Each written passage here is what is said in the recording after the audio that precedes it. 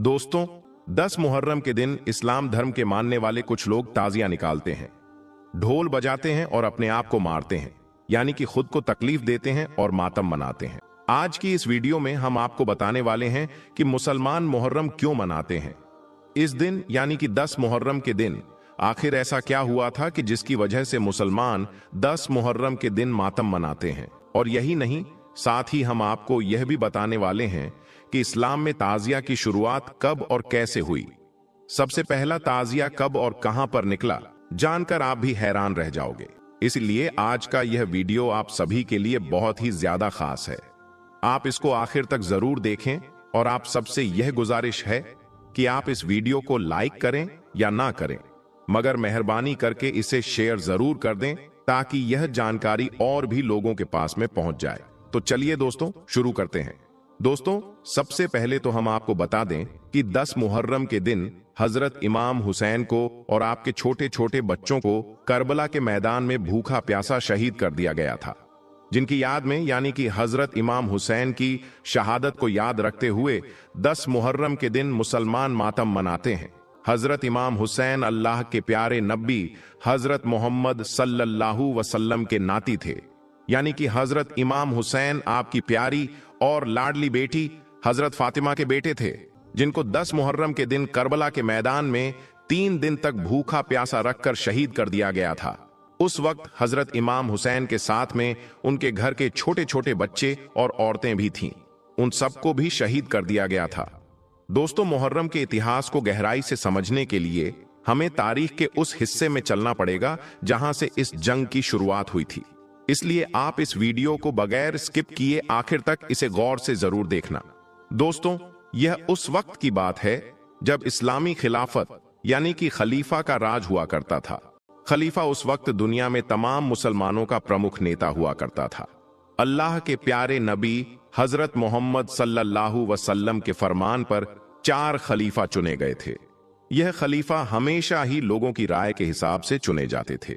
खिलाफत के तकरीबन 50 साल के बाद इस्लामी दुनिया में घोर अत्याचार का दौर आ गया था, क्योंकि उस वक्त सीरिया के गवर्नर यजीद ने धोखे से अपने आप को खलीफा घोषित कर दिया था, जो कि एक बहुत ही जालिम और बुरा इंसान था। उसके काम करने का तौर तरीका ठीक बादशाहों के जैसा था। वह लोगों पर तरह तरह के जुल्म और सितम किया करता था, अत्याचार करता था, इस्लाम के कानून कायदों से हटकर काम करता था। इसलिए हजरत इमाम हुसैन यानी कि अल्लाह के प्यारे नबी के नाती ने उस जालिम यजीद को खलीफा मानने से इनकार कर दिया था। इस बात से नाराज होकर जालिम यजीद ने अपने लोगों को हुक्म देकर भेजा कि जाओ उस हुसैन के पास में और जाकर उससे कह दो कि या तो वह मेरे आदेश का पालन करें, और अगर मेरी बात को वह नहीं मानता है तो उसकी गर्दन काटकर मेरे पास में ले आओ। अपने आका का हुक्म पाकर यजीद के लोग हजरत इमाम हुसैन के पास में पहुंचे और यजीद की बात मानने के लिए कहने लगे। इस पर हजरत इमाम हुसैन ने ऐसे आदमी का कहा मानने से इनकार कर दिया जो खुद को अल्लाह मानने लगा था। हजरत इमाम हुसैन ने कहा कि मैं एक ऐसे जालिम, व्यभिचारी, भ्रष्टाचारी और खुदा को ना मानने वाले के आदेश को कभी नहीं मानूंगा। इसके बाद हजरत इमाम हुसैन अपने बीवी बच्चों को साथ लेकर मक्का शरीफ में चले गए। लेकिन इधर दूसरी तरफ जब यजीद ने इमाम हुसैन की बात को सुना तो वह गुस्से से लाल हो गया और फिर उसने अपने लोगों को यात्री बनाकर मक्का में भी भेज दिया और हजरत इमाम हुसैन को मारने का आदेश दे दिया। जब यह बात हजरत इमाम हुसैन को पता चली तो वो जैसे तैसे करके अपने परिवार के साथ में ईरान की ओर रवाना हो गए, क्योंकि हजरत इमाम हुसैन खून खराबा से बचना चाहते थे। इसलिए फिर वह अपने बीवी बच्चों और खुद साथियों के साथ में ईरान के करबला में जाकर रहने लगे। लेकिन यजीद की फौज वहां पर भी पहुंच गई और जाकर उसने सबसे पहले पानी की फुरात नहर पर अपना कब्जा जमा लिया। उस वक्त हजरत इमाम हुसैन ने उस फौज से कहा कि मुझे 1 रात की मोहलत दे दो ताकि मैं अल्लाह की इबादत कर सकूं। उस रात को आशूरा की रात कहा जाता है। उस पूरी रात को हजरत इमाम हुसैन ने अल्लाह की इबादत की। फिर जैसे ही सुबह हुई तो जंग शुरू हो गई। जंग में हजरत इमाम हुसैन के तमाम साथी शहीद हो गए। और यही नहीं, हजरत इमाम हुसैन का 6 महीने का बेटा अली असगर प्यास से बेहाल होने लगा था। यह देखकर हजरत इमाम हुसैन उसे लेकर जंग के मैदान में गए और यजीद की फौज से कहा कि मेरे मासूम बेटे को पानी पिला दो। लेकिन यजीद की फौज को ना ही उस मासूम बच्चे की हालत पर तरस आया और ना ही उन्होंने हजरत इमाम हुसैन की कोई बात को माना। नतीजा यह निकला कि नन्हा अली असगर भी अपने बाबा हुसैन की बाहों में तड़प तड़प कर दम तोड़ दिया।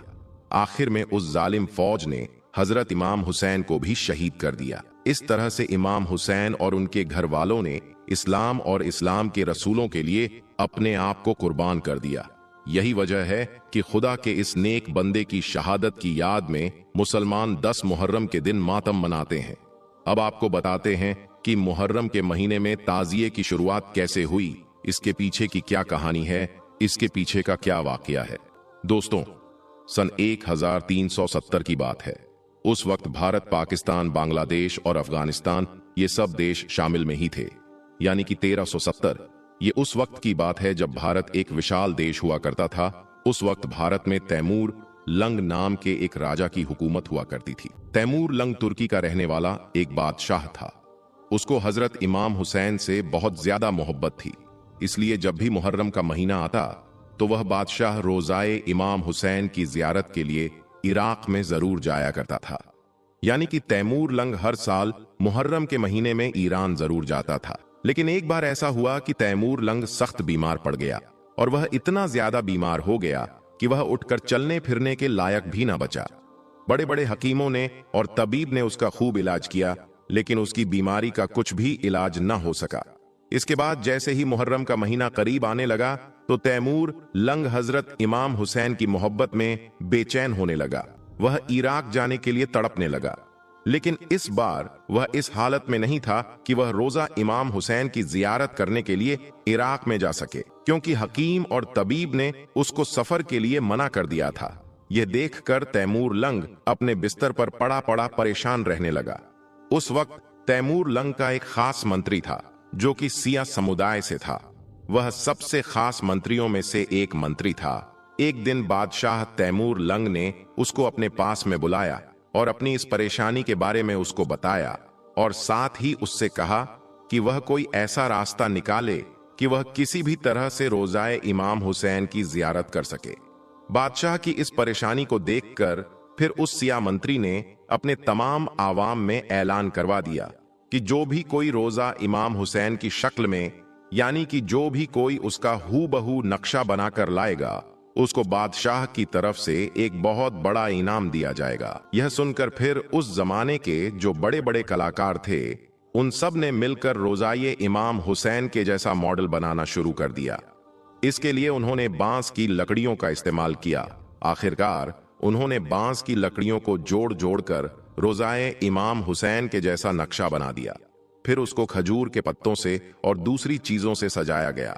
आखिर में जब यह मॉडल पूरी तरह से बनकर तैयार हो गया तो फिर उसको बादशाह तैमूर लंग के सामने पेश किया गया। रोजाए इमाम हुसैन का मॉडल देखकर बादशाह बहुत खुश हुआ, इसलिए फिर बादशाह ने उन कलाकारों को बहुत सारा इनाम दिया।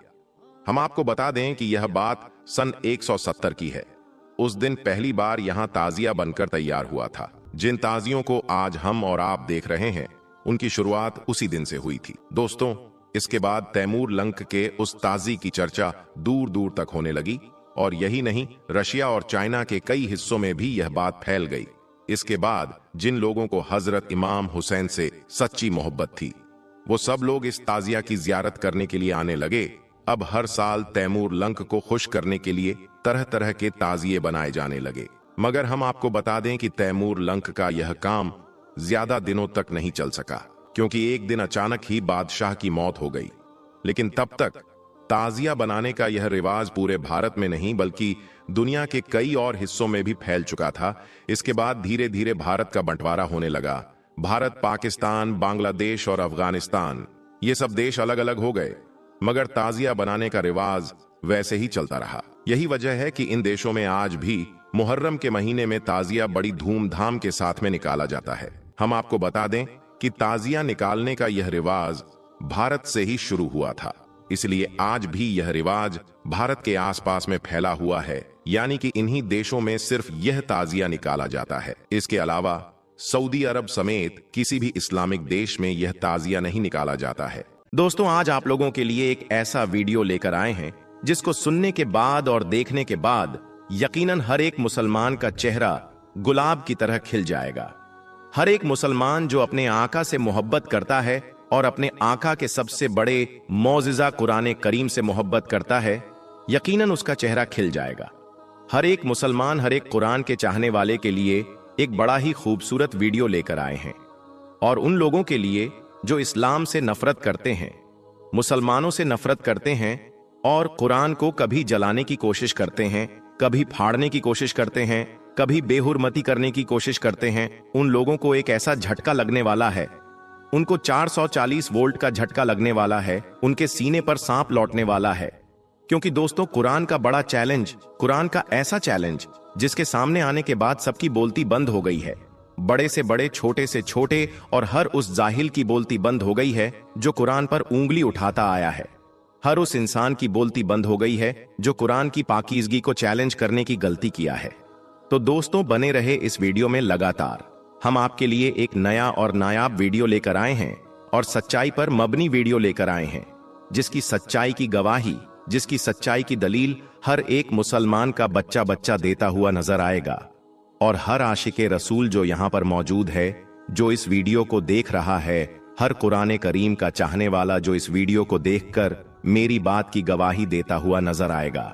अगर आप भी कुरान को सच्चा और कुरान को प्यारे आका मोहम्मद मुस्तफ़ा सल्लल्लाहु अलैहि वसल्लम का सबसे बड़ा मोजज़ा मानते हैं कि अल्लाह ताला ने कुरान के अंदर हर इल्म को रख दिया है, दुनियावी हो या साइंसी इल्म हो, हर इल्म को अल्लाह ताला ने कुरान के अंदर रख दिया है, तो इस वीडियो को दिल से एक लाइक जरूर कर लीजिएगा। अब ये अलग बात है कि सलाहियत की बुनियाद पर लोग इसको खोजते हैं और जिनके पास सलाहियत नहीं रहती है वो सिर्फ पढ़कर निकल जाते हैं। दोस्तों, अगर मेरी बात सही है तो अभी से कर दीजिए वीडियो को लाइक, साथ ही साथ बेल के बटन को ऑन कर दें और ऑल नोटिफिकेशन के ऑप्शन को दबा लें, ताकि आने वाला हर एक वीडियो सबसे पहले आप तक पहुंच सके। दोस्तों, कुरान, जबूर, इंजील, तौरात, ये 4 आसमानी किताब अल्लाह के नबियों पर नाजिल हुई। अलग अलग वक्त 4 आसमानी किताबें नाजिल हुई। लेकिन दोस्तों, एक किताब ऐसी भी है जिसकी हिफाजत की गवाही, जिसकी हिफाजत का जिम्मा खुद खालिके कायनात अल्लाह ताला लेता है। वो कौन सी किताब है और वो किताब फिर अपने को झुठलाने वाले लोगों को कैसे चैलेंज करता है, आगे हम आपको बताने वाले हैं। उससे पहले दोस्तों, आपने देखा होगा हालिया दौर में मुसलमान जिस तरीके से पूरी दुनिया के अंदर फैल रहे हैं, इस्लाम जिस तरीके से पूरी दुनिया के अंदर फैल रहा है, ये चीज कुछ लोगों को पच नहीं रही है और वो इस्लाम और मुसलमानों के बुग़्ज़ में आकर इस्लाम और मुसलमानों से एक तरीके से डर कर वो उल्टी सीधी हरकतें कर रहे हैं। कहीं मुसलमानों को सताने का काम हो रहा है तो कहीं मुसलमानों को दबाने का काम हो रहा है, कहीं कुरान करीम को जलाने का काम हो रहा है और कहीं कुरान करीम को फाड़ने का काम हो रहा है। दोस्तों, आने वाले वक्त में और पिछले वक्त में आप लोगों ने देखा है कि कुरान करीम से बुग़्ज़ उठाकर, कुरान करीम से हसद खाकर कैसे लोगों ने कुरान करीम की बेहुरमती करने की कोशिश की है। दोस्तों, कुछ साल पहले आपने देखा होगा हिंदुस्तान के गुजरात के अंदर से एक वीडियो वायरल हो रहा था, सोनू डांगर का। आपने देखा दोस्तों, उसमें कैसे एक औरत कुरान की बेहुरमती करती हुई नजर आ रही थी, कुरान को फाड़ने की कोशिश कर रही थी। वहीं दोस्तों, एक वीडियो काफी तेजी के साथ वायरल हुआ था, विदेश का वीडियो, जहां पर एक सभा के अंदर कुरान को फाड़ने और कुरान को जलाने का मामला सामने आया था। लेकिन एक मर्द मुजाहिद ने, जो कुरान के साथ बेहुरमती कर रहा था, भरी मजलिस के अंदर वो दौड़ता हुआ जाता है और बेहुरमती करने वाले को ऐसी लात मारता है कि वो चारों खाने चित हो जाता है। और उस इंसान को जब अरेस्ट किया जाता है तो दुनिया भर की मुस्लिम कंट्री उसकी हिफाजत के लिए, उसकी तहफ्फुज के लिए साथ आ जाते हैं। लेकिन दोस्तों, ये इंसान ही नहीं बल्कि कुरान की हिफाजत का जिम्मा खुद अल्लाह तबारक व ताला ने लिया है।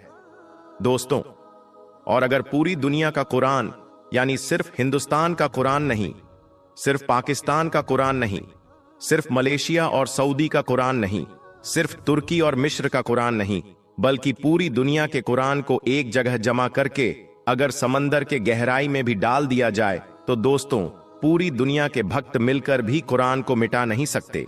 क्योंकि अल्लाह ताला ने कुरान में वो ताकत दे रखी है, कुरान के अंदर वो खूबी है कि पूरी दुनिया से अगर कुरान की पत्तियों को हटा भी दिया जाए तो भी कुरान मिट नहीं सकता है, क्योंकि कुरान हाफिजों के अंदर और हाफिजों के दिलों के अंदर महफूज हो गया है। यानी जो कुरान के हाफिज है उनके सीनों के अंदर कुरान मौजूद है।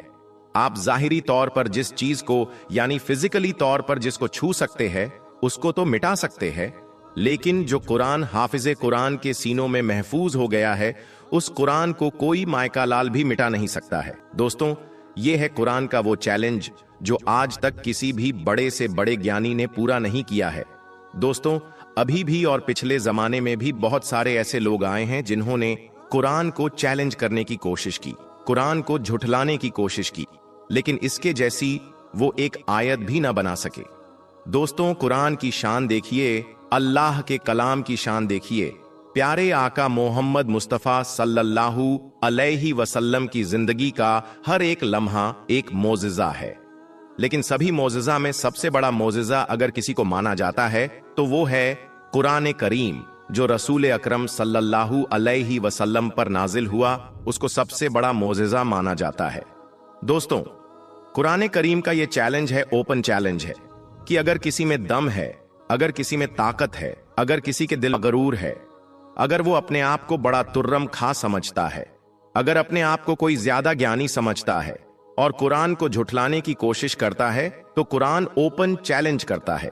आप उल्मा की बारगाह में जाकर सुने, कुरान का खुला चैलेंज है। अगर तुम में दम है तो कुरान की तरह एक जरा सी, एक छोटी सी आयत ही लेकर आओ, यानी कुरान की तरह एक छोटी सी आयत ही लेकर आ जाओ। लेकिन दोस्तों, कुरान करीम की शान देखिए। भक्तों को छोड़िए, भक्तों की क्या औकात, बड़े से बड़े ज्ञानी दुनिया भर में आए और चले गए, लेकिन आज तक कुरान के चैलेंज को किसी ने पूरा नहीं किया है। किसी के अंदर इतनी जुर्रत नहीं हुई है, इतनी ताकत नहीं है कि वो कुरान की आयत की तरह एक छोटी सी आयत भी पेश कर दे।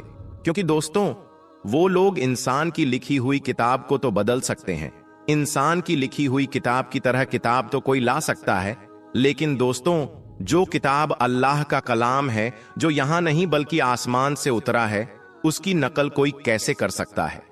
और यही वजह है कि अल्लाह के कलाम के जवाब में आज तक कोई बड़े से बड़े साधु संत महंत हो, आज तक कोई पादरी हो या कुछ भी हो, बड़े से बड़े सभी धर्म के लोगों के पास अपना अपना किताब है और उसके चाहने वाले हैं। लेकिन कुरान की एक छोटी सी आयत, कुरान के जैसी एक छोटी सी आयत लाने का चैलेंज आज तक कोई पूरा नहीं कर पाया है। और दोस्तों, जो कुरान से मोहब्बत करता है, जो कुरान को पढ़ता है, अल्लाह ताला उसको फैज़ो बरकत देता है। आप रजब तैयब उर्दोगान को देखिए, उनको फेम किस तरह से मिलता है, किस तरह से तुर्की के अंदर उनको सोना और खजाना मिलते रहा है। दोस्तों, चाहे दुनिया का बड़े से बड़ा अक्लमंद ही क्यों ना हो, यहां तक कि कुरान का चैलेंज है कि पूरी दुनिया मिलकर भी अगर चाहे तो कुरान के जैसी एक आयत भी पेश नहीं कर सकती, और इंशाअल्लाह कयामत तक भी कोई ऐसा नहीं कर पाएगा, क्योंकि ये अल्लाह का पाक कलाम है। दोस्तों, अगर आपको भी कुरान से मोहब्बत है और आप भी उम्मते मोहम्मदी होने पर फक्र महसूस करते हैं, तो इस वीडियो को दिल से एक लाइक जरूर करें और इस वीडियो को अपने करीबी दोस्तों में जरूर शेयर करें। दोस्तों, अल्लाह के पैगंबर हजरत मोहम्मद मुस्तफ़ा सल्लल्लाहु अलैहि वसल्लम के बचपन का बकरियां चराने का बहुत ही खूबसूरत वाकया बताने वाले हैं, जिसको सुनकर आपका भी दिल खुश हो जाएगा। आज की वीडियो को आखिर तक जरूर देखें, और अगर आपको अल्लाह के प्यारे नबी हजरत मोहम्मद मुस्तफ़ा सल्लल्लाहु अलैहि वसल्लम से सच्ची मोहब्बत है, यानी आप आशिक रसूल है, तो बस इस वीडियो को एक लाइक करके कमेंट में या रसूल अल्लाह जरूर लिखे। देखते हैं कितने आशिकें रसूल आज की इस वीडियो को देख रहे हैं। तो चलिए दोस्तों, शुरू करते हैं। दोस्तों, हजरत हलीमा सादिया रज़ियल्लाहु ताला अन्हा, जिन्होंने अल्लाह के पैगंबर हजरत मोहम्मद मुस्तफ़ा का बचपन में परवरिश की, जो आपकी दाई मुबारिका भी है, यानी आपकी रजाई वालिदा रही है। हजरत हलीमा सादिया रज़ियल्लाहु ताला अन्हा फरमाती है कि जब से मोहम्मद मेरी जिंदगी में आया तो उनकी बरकत से मेरी तो जिंदगी ही बदल गई। आपकी बरकतें इतनी थीं कि जिनको देखकर हमने मोहम्मद का नाम ही बरकत वाला बच्चा रख दिया। हजरत हलीमा सादिया रज़ियल्लाहु ताला अन्हा फरमाती है कि एक बार हमारे यहां पर सूखा पड़ गया, सबके जानवर भूख से मरने लगे, मगर जिस तरफ हमारे बच्चे बकरियों को लेकर जाते तो हमारी बकरियां खूब खाकर वापस आती, यानी कि हमारी बकरियां अच्छी तरह से पेट भरकर वापस आती। ये देखकर सारे गांव वाले अपने बच्चों को डांट कर कहने लगे कि जिस तरफ हलीमा सादिया की बकरियां चरने जाती हैं, वहां पर तुम लोग क्यों नहीं जाते हो। उसके बाद में गांव वालों के दूसरे बच्चे भी अपनी अपनी बकरियां लेकर हलीमा सादिया की बकरियों के साथ ले जाने लगे। अब सब लोगों की बकरियां साथ साथ चरने लगी, यानी कि हलीमा की बकरियां और गांव वालों की बकरियां साथ में चरने लगी। मगर ये देखकर गांव वाले हैरान रह गए कि सबकी बकरियां साथ में चर रही है, लेकिन हलीमा की बकरियों का पेट तो भर रहा है और बाकी की बकरियां भूखी रह रही हैं। ये देखकर हलीमा सादिया कहती है, ये सब बरकत अमीना के लाल की है, ये सारी बरकतें इस मोहम्मद की है। और यही नहीं, हजरत हलीमा सादिया रजी अल्लाहु ताला अन्हा कहती है कि गांव में जब भी किसी की बकरी बीमार हो जाती तो गांव वाले उस बकरी को लेकर हमारे घर आते और मोहम्मद का नन्हा सा हाथ बीमार बकरी पर फेर देते तो वो बकरी फौरन ठीक हो जाती। और यही नहीं, अगर गांव में कोई बच्चा बीमार हो जाता तो उस बीमार बच्चे पर मोहम्मद का हाथ फेर देते तो वो बिल्कुल ठीक हो जाता।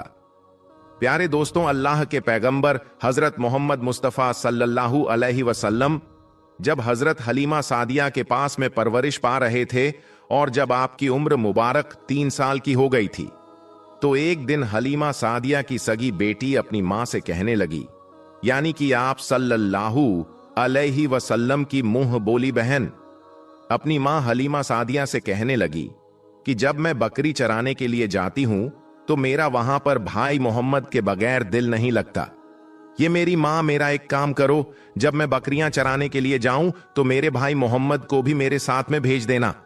तो ये सुनकर हजरत हलीमा सादिया रजी अल्लाहु ताला अन्हा कहने लगी, नहीं बेटी, अभी मोहम्मद बहुत छोटा है, अभी ये बहुत नरम नाजुक है, कहीं इसको धूप लग गई तो देखो कितना हसीन और मुबारक चेहरा है, मैं इसको तकलीफ नहीं दे सकती। ये तो मेरा शहजादा है, अगर मोहम्मद के पांव में कोई पत्थर चुभ जाए, अगर जंगल में जाते हुए मोहम्मद के पैरों में कोई कांटा चुभ गया तो अभी ये बहुत छोटा है, इसीलिए मैं इसको तुम्हारे साथ जंगल में नहीं भेज सकती। जंगल में जानवर इसको तकलीफ पहुंचाएंगे, वो इसको मशक्कत में डाल देंगे। ये सुनकर हजरत हलीमा सादिया की बेटी कहने लगी, ऐ मां, तुम धूप की बात करती हो, जब मैं कभी भाई मोहम्मद के साथ में बाहर जाती हूं तो आसमान से बादल आकर हम पर साया करते हैं। और अम्मी जान, तुम जंगलों के जानवरों की बात करती हो तो सुनो, जंगल के जानवर भाई मोहम्मद के मुंह को चूमते हैं, जानवर तो उसको सजदा करते हैं। और यही नहीं, जब भी हम भाई मोहम्मद के साथ बकरियां चराने के लिए जाते हैं तो हमारे सब काम आसान हो जाते हैं, हमारी बकरियां भी इधर उधर नहीं जाती। जब हजरत हलीमा सादिया की बेटी बार बार इसरार करने लगी तो हजरत हलीमा सादिया ने इजाजत दे दी। उसके बाद दूसरे दिन अल्लाह के पैगंबर हजरत मोहम्मद मुस्तफ़ा सल्लल्लाहु अलैहि वसल्लम अपनी बहन और बकरियों के साथ जंगल में बकरियां चराने के लिए निकल पड़े। आसमान से एक बादल का टुकड़ा आप पर साया किए हुए था। इस तरह से 4-5 दिन आप सल्लल्लाहु अलैहि वसल्लम अपनी मुंह बोली बहन के साथ बकरियां चराने के लिए जाते रहे। एक दिन हजरत हलीमा सादिया रजी अल्लाहु ताला अन्हा ने आप सल्लल्लाहु अलैहि वसल्लम को रोक दिया और कहने लगी, बेटे मोहम्मद, आज के बाद तुम बकरियां चराने के लिए नहीं जाओगे, क्योंकि अब मैं तुम्हें और तकलीफ नहीं दे सकती। ऐ मेरे बेटे, मुझे तुमसे बहुत मोहब्बत है, एक तो मुझे तुम्हारी ये दूरी बर्दाश्त नहीं होती और दूसरी बात, तुम मेरे पास बहुत ही अजीज अमानत हो, इसीलिए आज से तुम बकरियां चराने के लिए नहीं जाओगे, तुम अब घर में ही रहोगे। इस तरह हजरत हलीमा सादिया ने पैगंबर हजरत मोहम्मद मुस्तफ़ा सल्लल्लाहु अलैहि वसल्लम को बकरियां चराने से रोक दिया। फिर आप अपनी बहन के साथ जंगल में एक दिन नहीं गए, उसके बाद दूसरे दिन भी नहीं गए। इसी तरह से 3 दिन तक बकरियां चराने के लिए जंगल में नहीं गए। तो तीसरे दिन हजरत हलीमा सादिया रजी अल्लाहु ताला अन्हा ने देखा कि उनकी बेटी रोती हुई उनके घर आई। ये देखकर दाई हलीमा ने पूछा, यह मेरी बेटी क्या हुआ, क्यों रो रही हो? तो बेटी कहने लगी, अम्मा, हमारी एक बकरी को जंगल में एक भेड़िया उठाकर ले गया है। जब दाई हलीमा ने अपने बेटी के मुंह से यह बात सुनी तो दाई हलीमा की आंखों में आंसू आ गए। जब अल्लाह के पैगंबर हजरत मोहम्मद मुस्तफ़ा सल्लल्लाहु अलैहि वसल्लम ने अपनी मां हलीमा सादिया रजी अल्लाह ताला अन्हा की आंखों में आंसू देखे तो आप सल्लल्लाहु अलैहि वसल्लम के आंखों में से आंसू बहने लगे, क्योंकि आपका दिल बचपन से ही बड़ा नरम था। किसी का भी दुख आपसे बर्दाश्त नहीं होता था और दाई हलीमा तो आपकी वालिदा मोहतरमा थी। फिर आप सल्लल्लाहु अलैहि वसल्लम कहने लगे, अम्मी जान आप रोती क्यों हो? हलीमा सादिया कहने लगी, यह बेटा मोहम्मद हमारी एक बकरी को जंगल में एक भेड़िया उठाकर ले गया, पता नहीं अब हमारी बकरी के साथ वो क्या करेगा।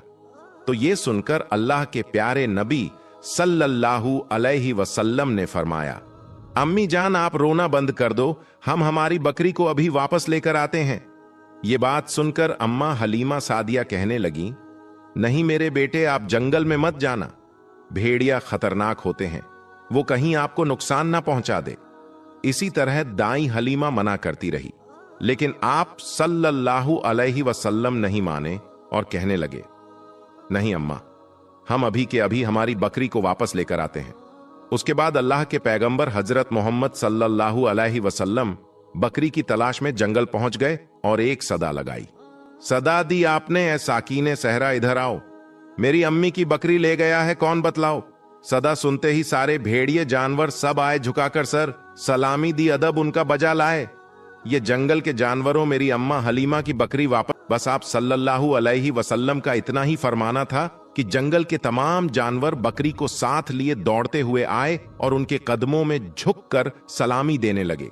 इतना कहकर वो भेड़िए आपके कदमों में बैठ गए और निहायत ही अदब के साथ कहने लगे, ऐ अल्लाह के नबी आप पर हमारी जान कुर्बान। इतना सुनकर आप सल्लल्लाहु अलैहि वसल्लम ने फरमाया, ये जानवरों क्या आपको मालूम नहीं था कि ये बकरी हमारी अम्मा हलीमा की है? बताओ तुमने हमारी अम्मा को तकलीफ क्यों दी? क्या आपको मालूम नहीं अभी भी हमारी अम्मा रो रही हैं? आपने क्यों हमारी अम्मा की बकरी को उठाया? तो वो जानवर कहने लगे, ऐ अल्लाह के रसूल आप बकरियां चराने के लिए कुछ दिन तो जंगल में आए, उस वक्त हम छुप छुप कर आपके हुस्न का दीदार करते रहे और देखते थे कि इस कायनात के बनाने वाले ने अपना महबूब कैसा बनाया। ऐ अल्लाह के रसूल उसके बाद आपने जंगल में आना ही बंद कर दिया। 3 दिन गुजर गए, आप जंगल में तशरीफ ना लाए। तो ये देखकर हम सब ने यही सोच लिया, पकड़ लो एक बकरी आप फिर तशरीफ लाएंगे, इसी हीले से हम सब आपका दीदार कर पाएंगे कि अगर अल्लाह के रसूल सल्लल्लाहु अलैहि वसल्लम के हुस्न का दोबारा दीदार करना है तो हलीमा की बकरी को उठा लाओ। मोहम्मद उस बकरी को छुड़ाने के लिए जरूर आएंगे, क्योंकि वो अपनी मां को रोता हुआ नहीं देख पाएंगे और इस तरह से हमारा दीदारे मुस्तफा होगा। और वो जानवर कहने लगे, ऐ अल्लाह के रसूल आप पर हमारी जान कुर्बान। बहाना तो इस बकरी का था, लेकिन हमारा मकसद सिर्फ आपका दीदार करना था, इसीलिए हमने आपकी अम्मा की इस बकरी को निशाना बनाया। तो दोस्तों, देखा आपने मोहब्बत का ये मंजर। इन जानवरों में शेर जो खूंखार माना जाता है वो भी था, भेड़िए जो खूंखार माने जाते हैं वो भी थे, जंगल में जितने भी खूंखार जानवर थे वो भी इस जानवरों में शामिल थे। दोस्तों, अगर एक बकरी को कोई भेड़िया उठा ले जाता है, कोई शेर उठा ले जाता है तो उसे छोड़ता नहीं है, उसे अपनी खुराक बना लेता है। लेकिन आप यहां पर इस मोहब्बत को देखिए कि जानवर भी जिसको सजदा करते हैं, ऐसे हैं हमारे नबी सल्लल्लाहु अलैहि वसल्लम।